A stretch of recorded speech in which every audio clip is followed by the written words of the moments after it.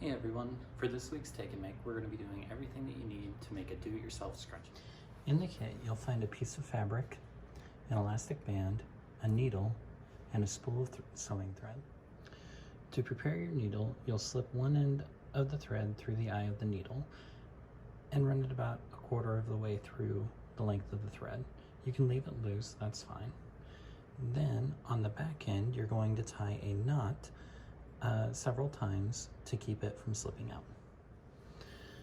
Then you'll want to sew one end of the elastic fabric to one end of the strip of cloth. Make sure that you put the elastic fabric on the inside of the strip of cloth. Once you have the fabric sewn on, you'll want to tie it off. And here, you'll just do one more loop, but instead of pulling it all the way through, you'll take your thread and run it through the loop several times, thus creating a knot that you can pull tight, just like that. Next, you want to take the fabric and fold it in half inside out like this, and then you're going to start sewing to create a tube. After tying another knot in the end of your thread so it doesn't slip through, you'll start like this and then just make a circle pattern like this,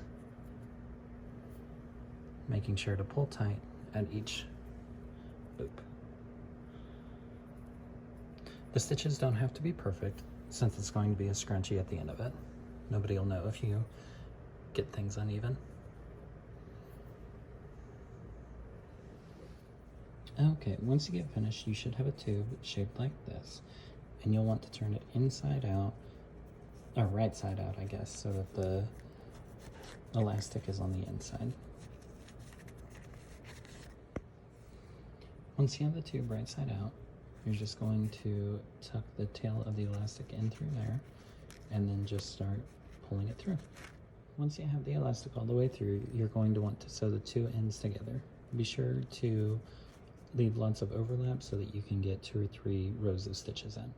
Once you have the two ends sewed together, and make sure you get at least 2 or 3 rows of stitches since that will be the part that has the most stress, you're going to take the tail end